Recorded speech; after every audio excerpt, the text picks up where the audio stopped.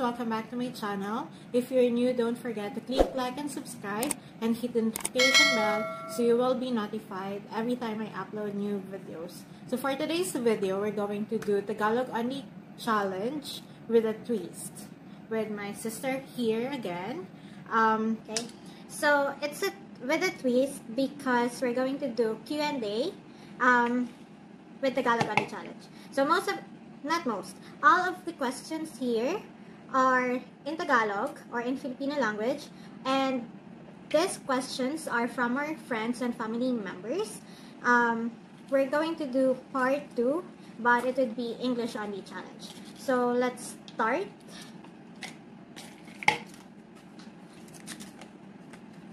Magkano ang sahod mo sa part-time job mo? Okay, hindi ako magbibigay ng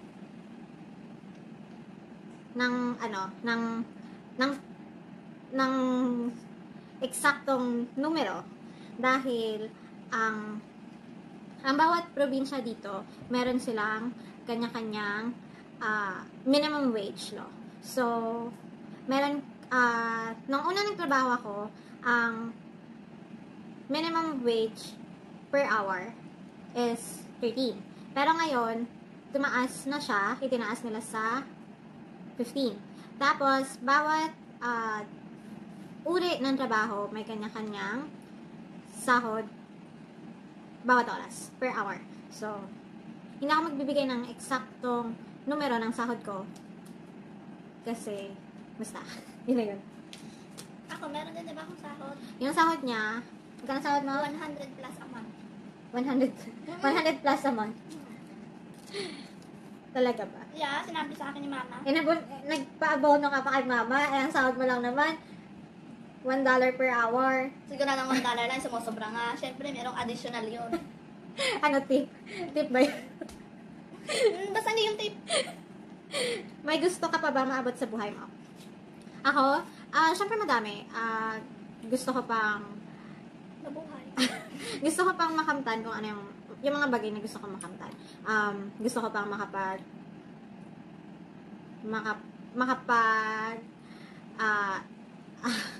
travel around the world. Kasama yung mga kaibigan ko, syempre, tsaka pamilya ko, ganon. Tapos gusto ko pang makapagtapos ng pag-aaral, gusto kong makamtan yung profession na gusto kong marating, ganon. Basta marami pa, kasi syempre, wala namang katapusan yung, diba? Yung, hanggat may buhay, may pag-asang makakamtan yung mga gusto natin makamtan. Ikaw, may gusto ka pa ba makamtan sa buhay mo? Siyempre, madami pa. Ano? Gusto maging doktor, o kaya engineer, kaya, ano pa? Ano pa eh? O kaya, ano pa nang sabi ko dati tayo? Doktor, engineer, Abogado. Abogado, yon. Pero wala akong enough na stuff dun sa brain ko. Wala nang storage box. Kaya, Hindi na naging Tagalog only challenge. Naging Taglish na siya. Ang hirap, yun, madami pa. ang hirap kasi magpaliwanag, tapos hindi mo alam yung Tagalog ng mga salitang gagamitin mo. So, siguro, Tagalog at English na lang talaga siya. Taglish, yeah. Gusto mo bang may kasama habang nagbablog? O gusto mo solo ka lang? Bakit? Ako gusto ko solo. Ako kasi, may mga time na gusto ko mag-isa lang ako, ganon. Pero mas madalas, syempre, at saka mas enjoy kapag may kasama ka. So, madalas, nakikita nyo naman sa mga vlog ko, siya yung kasama ko. Tsaka mas nagiging comfortable ako kapag may kasama ako. Yun. Ako mapili this time. Kung may gusto kang isama sa vlog, sino ito? Oh, yun yung tanong. Siguro, sabihin na natin kung sa celebrity, gusto ko makasama sa vlog, si Raffy Tulfo, si Ivana Alawi, tsaka si President Duterte. Kasi yung tatlong yun talaga yung mga idol ko. Ikaw? Hindi mo ko idol? Celebrity. Malapit na. Okay, so pag syempre, gusto ko rin makasama sa pag-vlog ko, pamilya ko, tsaka mga kaibigan ko, at syempre, yung mga taong may malaking parte sa buhay ko. Ikaw? Si Ivana, si Angela Blanc, ano ba? Si Asher Angels, Hayden Samaral, tapos si Mackenzie Ziegler, Tapos, Jaden Bartels. Yun. At saka si Carson Lauders. Okay. So, pag mga pag mga hindi artista or Sila Pat, sila Nicole, sila... di ba pwedeng sabihin mo na, mga klase mo ng, elementary? Hindi lahat ng kaklase ko. Yung mga friends ko nila. Mga friends mo na lang sa elementary? Tapos, Sila Ate Maying, sila La. mga pinsan mo kasing edad, almost kasing edad mo? Tsaka minsan may butas din ng pag-isip nila. Saan tayo pupunta eh? Okay. Uuwi pa ba kayo ng Pinas? Syempre, uuwi pa kami ng Pinas kasi ang Pinas, sa Pilipinas kami pinanganak, sa Pilipinas kami lumaki, at naging malaking parte ng buhay namin ng Pilipinas. Syempre, ilang taon lang kami sa Pilipinas, diba? So, kahit kailan, hindi na mawawala ang Pilipinas sa buhay namin. Panghabang buhay na Pag talagang umuwi parte tayo ng namin. Pilipinas, ano ang una mong gagawin? Bakit sa akin ka nagtatanong? Kasi tanong ko lang, automatic na yun. Okay, ang una kong gagawin, Ako kakain. kakain ako ng mga Filipino foods Ano mong kakainin? na na-miss ko. Ginataang langka. Ginataang langka, tapos ginataang gabi, tapos, syempre, street foods like balot Penoy, tapos, syempre, yung mga traditional, Yung taho talaga na taho? Oo, yung taho talaga na taho. Tsaka yung traditional delicacies ng Pinoy, katulad ng bibingka, ganun. Tsaka, syempre, fresh seafoods. Yun. Ako gusto ko, nung kakain papahulin ko sa papa ng palaka. Tapos papaprito ko sa kanya. Palaka talaga. Yung palaka nila dito, hindi masarap. Kumain ka ba ng palaka? Kuya, kumain. Sige. Dito sa Pinas, may anti-acil kayo. How about dyan sa Canada? Paano ang household chores? May Andrea sila dito sa bahay. Syempre, madalas siya yung nauutusan gumawa. Pero, hati naman. Kasi, Hindi naman hati. Oy! Hindi talagang hati. Ako nagbabacuum. Hindi kasi mas madalas, siya lang talaga yung naiiwang tao dito sa bahay. Kasi syempre may trabaho kami. Si mama, si papa, tsaka ako may trabaho. So, madalas, wala kami dito. Sigurado kang naiwan ako dito sa bahay? Hindi nga ako. Mas madalas, Hindi. syempre, papasok ako sa trabaho, tapos si mama papasok din, nag-ano, Ikaw kaya mas madalas na naiiwan sa bahay. ang feeling mo, ano ka, nagtatrabaho ka? Hindi, kahapon iniwan ka namin. Tapos pag umaalis kami, Eh, ayaw mo sa ngayon- mama. Ngayon lang, kasi nga COVID, so quarantine, mas konti lang yung oras ko sa trabaho. Pero kung regular days naman, katulad ng dati, mas madalas, ikaw yung naiiwan. Kasi nga, syempre, may part-time si na mama, o hindi ka naman sumasama sa part-time nila, di ba? Siyempre, Oo. sama. Matutulog ako. Tapos ako, may trabaho din naman ako. Oo. Sige nga. Ikaw na nanalo this time lang to. Anong pinaka nagustuhan mo sa akin na pag-uugali? Yun ang Andrea. Masipag naman siya, mabait naman siya. Kung mo naman kasing laganang naman, pinapasama mo yung image ko eh. May image ka. Kasi siya yung tipo ng tao na sobrang bait niya talaga kapag pag gusto niya magpapili sa'yo or may hingin siya sa'yo or may kailangan siya sa'yo. Pero syempre, mahal ko pa rin naman tong pasaway na to. Pasaway kasi talaga siya eh. Kaya lang, Piloso po lang. hindi, pasaway ka. Piloso po lang. Tsaka mas madalas pa rin talaga yung time na umiinit yung ulo.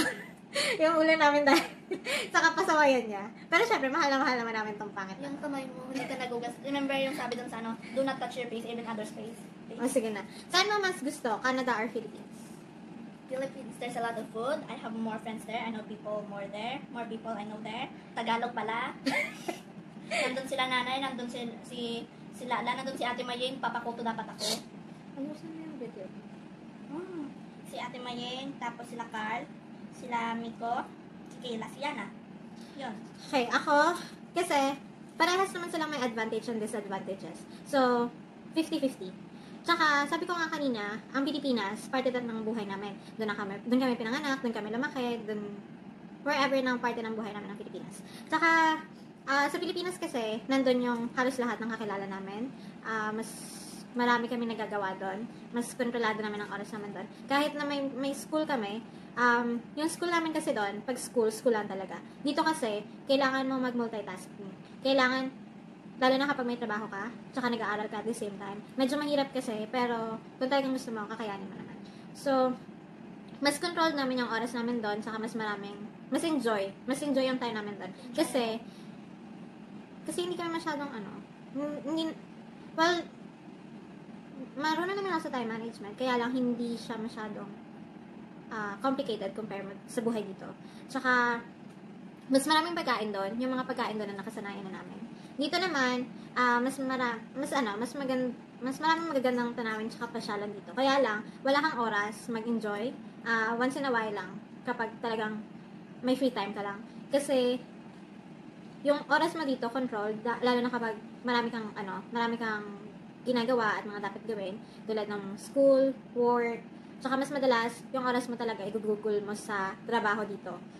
Hindi katulad sa Pinas. So, tsaka, dito, ang pinaka nagustuhan ko, may sarili akong pera kasi, tsaka hindi limited yung paggastos ko kasi nga, sarili kong pera yung ginagamit ko. So, bibili ko yung mga gusto ko tsaka mga kailangan ko once in a while kasi pinaghirapan ko yung perang ginamit ko. Ito naman para sa akin, guys. May plano ka ba mag-asawa anong taon? Oo, mga 30 plus. Sigurado ka, 30 plus. Oo! Sinapo na ng pera. Sino mga 22 years old, nag-asawa na si Ilang taon si mama? 22. Ilang taon si papa? 30. Ay, grabe. Oo, yun. Ako siguro mga 22 na. Ay, grabe ka. Ginala mo talaga yung edad ko. Ako siguro, before 30. Ganun. Mga 20 na.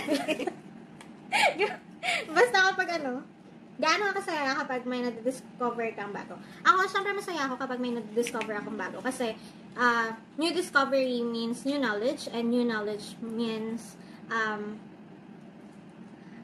mas marami kang natututunan na pwede mo magamit anytime, anywhere, and it would always be part of your life. And, tsaka mas enjoy kapag may na-discover kang bago. Kasi feeling mo, discoverer ka. Ngayon, yung parang explorer. Ikaw, masaya ka ba? Or gaano ba kasaya kapag may na-discover kang bago? Masaya. Bakit? Bakit? Kasi may natutunan ako. Madadagdagan ng laman yung utak ko, hindi na bato. Hindi na pala bagoy. Di ba tawag niyo sa akin bagoy kasi meron akong mask? Tanong ko. Tanong. Sa 3 years niyo sa Canada, paano kayo nag-adjust sa simpleng buhay sa Pinas to sa buhay niyo ngayon sa Canada? From Ate Rachel. Hindi pala natin sinabi yung ba? Kanino galing yun? Wait, sagot? Ako. Ikaw muna. Sa 3 years sa Canada, paano kayo nag-adjust sa simpleng buhay sa Pinas to sa buhay Paano nag-adjust? Siyempre, pinag-aralan ko muna kung paano ka makipag-communicate dun sa mga tao. Hindi naman na upo ka lang sa klase. Tapos tinanong ko na, 1 plus 1? Mating ka na. No, ganun ako dati. Tapos, di ba may French sila? O, hindi ko alam, kailangan ko ng kaibigan para magtulong. Ngayon, syempre si Chloe, parang sa kami ni Chloe na hindi marunong. O, mahirap magtanong. Sa 3 years sa Canada, paano kayo?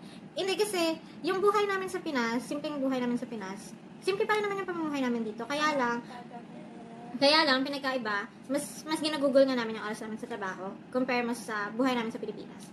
Tsaka, sa Pilipinas kasi, mas marami kaming free time, dito wala. So, nung first week na dumating kami, medyo nag-a-adjust pa kami sa oras, syempre sa weather, kasi nga, 4 seasons dito, tapos doon, tropical country sa Pilipinas, so mas Tatlo lang, mainit di ba doon. ang season? 4. Winter, fall, spring, and summer. So, medyo, hindi naman siya masyadong complicated. Kaya lang, siguro ang pinakaunang, kailangan mong mag-cope up is yung temperature, yung weather, season. Kasi nga, like what I said, masyadong malaking pagbabago yung seasons dito compare sa seasons sa Philippines. Tsaka, yung oras. Kasi iba yung oras dito tsaka sa Pilipinas. Sa Pilipinas kasi, mas advanced. Kasi ngayon sa Pilipinas, 3 hours, 2 hours na advance. depende sa kasi dito nagbabago yung oras namin, depende sa season. So, pag springtime, ngayon is 4:43 ng hapon. Pero kapag winter time, 5. hindi, O, 5. 3:43. 3:43 ng hapon. Wait, kala ko nag-a-add ka pag summer. Hindi. Kala ko nagmamanage pag summer. Nag-a-add ng spring. Tapos, magbabawas ng summer at our winter. Fall nag-ano. Fall ba? Oo. Barado ka? Okay. September or December. Parang August. Hindi August. Hindi. Tsaka, ano pa ba? Wala naman masyadong nagbago, kaya lang, siguro yung time lang talaga. Time management, tsaka yung pinagkakabalaan. Yun. Tsaka syempre yung yung mga kasama. Kasi sa Pilipinas, mas marami kang kakilala dito, konti lang. Ilan ang kilala mo dito? Syempre Yung mga, mga kaibigan mo talaga, close na close. syempre yung mga mga nakakasama mo araw-araw. Yun lang din naman yung Yung mga nakakasama ko lang din naman araw-araw, yun lang din yung mga kakilala ko. Tsaka syempre, yung mga kakilala ko na dahil kay mama, yun. Ako muna. Ano ang pagkakaiba ng school dyan at school dito? Dito may online. Sa Pilipinas wala. May online din naman sa Oh, Pilipinas. pero hindi dun sa school ko at saka school dito. Yung pinag-aralan ko. Oh, sige. Siguro sa akin, sa experience ko. At saka, mas advanced sa Pilipinas kaysa dito. Okay. Ako magkaiba kasi yung standard ng school dito tsaka standard ng school sa Pilipinas. Sa Pilipinas kasi, ang school hours starts at 7 in the morning and at... Hindi, parehas lang? Hindi. Hindi. Kasi, depende sa level of, school level mo. Kasi dati, nung elementary ako, ang school ko starts at 7 and Ends at 4. Ganun din ng high school. Tapos ng college, syempre depende sa school, sa schedule ng subject mo, ganun, na maabot ng gabi. Tapos, sa Pilipinas, mas marami yung assignment mo, mas marami yung project mo, tsaka nagre-reporting ka, ganun. Dito kasi, ang school dito, anong oras nag-start school, no? 8:30? 8:45. Yun. Tapos mag-end ng? Ng 3:30. Yeah, exactly 3:30. So, mas maikli yung oras na ginagugol nila dito compare mo sa Pilipinas. Tsaka dito, merong senior high. Although sa Pilipinas ngayon, meron ng senior high. Pero dito, pagka... At saka sa Pilipinas, pag ka, di ba, grade 1 to 6, o kaya kindergarten to 6, doon ka lang talaga sa isang classroom. Hindi ka madilipat. Dito Hindi madilipat naman. Depende sa school. Oo, depende nga. Pero doon sa akin, hindi kami naglilipat. Pero pa dito, pag grade 6 or 5 ka, naglilipat-lipat siya ng classroom. Kanya grade 4 eh. Okay. So, kung ano yung room mo from the beginning until the end, yun na yun. Tapos ngayon, pero dito, magkaiba. Oo, doon sa homeroom mo lang ikaw kakain, mag-recess, kakain ng snacks doon. Yun lang ang homeroom. Tsaka sa Pilipinas kasi, di ba, meron silang recess time na 2 beses ata. Tapos, yung lunch time doon is 1 hour. Tsaka, ano pa ba? Hindi lang 1 hour, parang medyo mahaba pa. Hindi, 1 hour kasi something. Medyo mahaba pa. Tapos, sa Pilipinas kasi, may Pwede canteen ka pang umuwi. Oo, pwede kang umuwi. Pero dito hindi, kahit nandiyan lang yung school mo. Pero nung high school ako, hindi kami pwedeng umuwi. Sa school lang talaga. But yeah, may canteen sa Pilipinas, tsaka may baon ka. And you can also decide kung magbabaon ka ng pera or pagkain. Tapos, syempre, mas marami kang mabibilhan doon. Dito, hindi ka pwedeng magbaon ng pera unless... Pwede kang bumaon ng pera. May canteen naman sa school, pero pang lunch lang talaga yung pagkain nila. Tsaka mas madalas yung time na kailangan magbaon ka ng pagkain mo kasi kung hindi ka magbaon, wala kang kakainin. Tsaka anong tawag nito? Mas madalas, manghihingi lang sila ng pera kapag meron talaga yung kailangan. Yung mga event ba sa school? Like, pang swimming, pang skiing, ganun. Tsaka dito kasi, when you graduate from senior high, pwede ka nang magtrabaho ng kahit anong klaseng trabaho. Tsaka dito, when you are already 14 years old, pwede ka na magtrabaho, pero mas eligible kang mag-work ng hindi limited yung hour mo when you are already 16 years old. Tapos, dito, pag 18 ka na, you can move out from your parents' house. Tsaka, pwedeng hindi ka na mag-college. Nasa sayo na lang kung gusto mo mag-college o hindi. Pero sa Pilipinas kasi, kahit makagraduate ka na ng senior high, you still need to continue college. Ganon. Tsaka dito, kapag college ka, you can decide kung ilang subject yung kukunin mo. Tsaka kung gusto mo mas madalas online or gusto mo sa school ka. Pero mas madalas kasi dito, online classes. Tsaka pwede din, you can also decide kung gusto mong hawak mo yung oras mo sa school, hindi ka mag-live session together with your classmates and your teacher. Pero syempre, there are subjects na kailangan mag-live session ka kasama nila. Kasi syempre, as attendance, ganun, tsaka yung mga reporting. Pero mas madalas kasi ako ngayon, ngayong college ako, mas hawak ko yung oras ko. So, it helped me big time, lalo na kapag may work ako. Ganun. Tsaka, sa Pilipinas, hindi sila nag-iikot for field trip. Minsan lang. Dito ay almost every year, mga 5 field trip ang pinupunta namin. Mas madami pa sa Pilipinas. Sa Pilipinas, wala. may field trip naman. Depende lang sa school nyo. Kung At saka depende sa grade mo. Pero dito ikaw, wala kang field trip. Pero nasa college ka sa Pilipinas, di ba nakakapag-field trip ka? Tsaka sa Pilipinas, basta, yun yan. Ikaw? Ikaw ba? Ako. Ano ang pakiramdam ng may kapatid na babae? First, when she was a baby, masaya ako, as in talaga, kasi Cute ko daw. Hindi siya, sige. Sige, cute ka na. Pero kasi, nung baby siya, nabibihisan ko siya, naayusan ko siya, ganon. Pero ngayon, may sarili na siyang fashion sense, tsaka mag-iiba talaga kami ng fashion sense. Mas mahilig na siya sa, mga crop top, tsaka yung, mga kita-puso. Dati sa Pilipinas, ang haba ng suot ko, naka-long sleeve kahit summer. Imbis na mag-short, di ko nag-short ako. Pero minsan nakakainis din, lalo na kapag nag-clash yung pag-uugali namin. Ganon. Pero mas maganda pa rin, pag mas matanda ka, kasi may nauutusan ka kapag kaya gusto niya magkaroon ng baby boy para hindi siya yung bunso. Pero syempre, at saka wala akong kalaro. pero syempre love ko din naman siya. At saka mas malaki kasi yung age gap namin. 10 years. Oo. Kasi 12 siya, tapos 22 ako. So medyo magkaiba talaga yung point of view namin, tsaka yung maturity level namin. So mas madalas magkaiba kami ng mga ideas. Ganon. Mas maganda yung idea ko. O, diba? Kita nyo? Ako na. Ano-anong lugar na ang napasyalan niyo dyan? Jasper, Banff, Drumheller. and then yung mga museo. The Hoodos. Yeah, the Hoodos. Royal Museum sa Gusto ko yung The Hoodos. Yung may mga dinosaur. Gusto ko din yun, kaya lang medyo nakakatakot siya kasi medyo stiff, tapos masyadong Makita yung makita daanan. Tsaka mahirap umakyat, wala akong ladder. Tapos, nakapunta na rin kami sa Marine Lake, Lake Louise, Calgary Zoo, tsaka yung Ferris wheel, yung Callaway Park. yun. Tapos, Gusto ko doon. ano pa nga yun? Yung West Edmonton Mall. Tapos yung Iron Bridge. Ano? Yung Iron Bridge na mall. Iron Iron Bridge yun. Mall. Hindi, Iron Bridge. Iron Mall. Ano ba Iron Bridge yun? Tsaka hindi kasi yung West Edmonton Mall, yun yung isa sa pinaka popular Mall dito. mall/hotel dito. At saka Grand Prairie. At saka, ano bang kasan pangalan mo siya? Sa Costco. Sa Walmart. Ang pinaka-nagustuhan talaga namin pasyalan kapag yung hindi as in pasyalan talaga, pero yung mga lugar na napunta namin, yung mga grocery, lalo na yung mga yung mga Dollar store. hindi. Oh. Yung kapag nasa mga tayo, like yung tawag yun? Yung guess?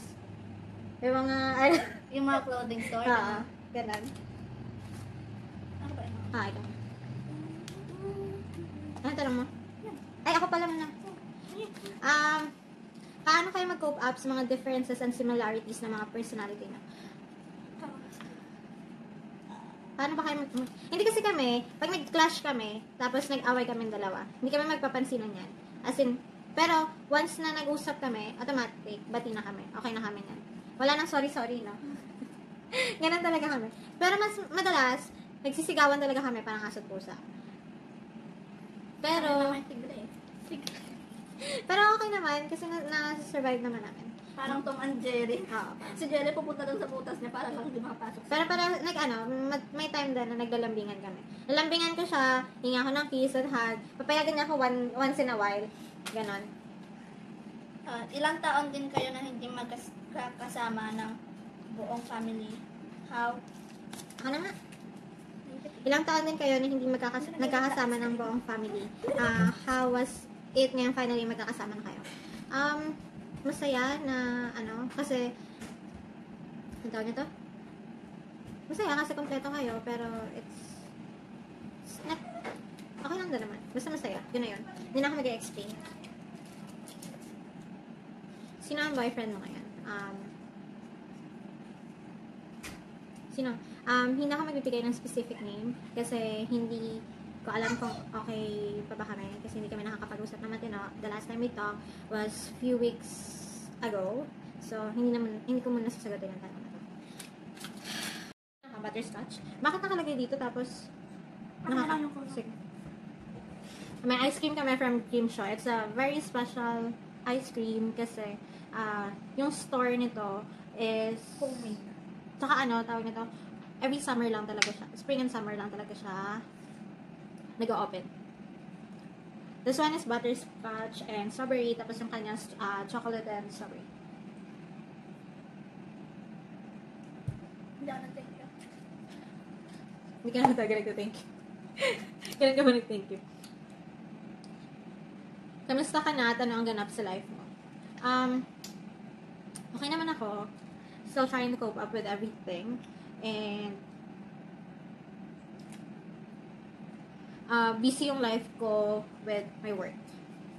Ako, kamusta ko? Okay naman ako. Pero yung school ko Tsaka ano, bobo. okay naman siya kasi kahit anong kain niya, hindi naman tayo gusto tumataba. Ganon. Siya yung pinakamaraming kumain sa amin, pero siya rin yung pinakapayat Pero sa ako, amin. dami na kain ng sugar. Pero walang diabetes. Pero hindi pa nagpapakita yung result ng blood ko.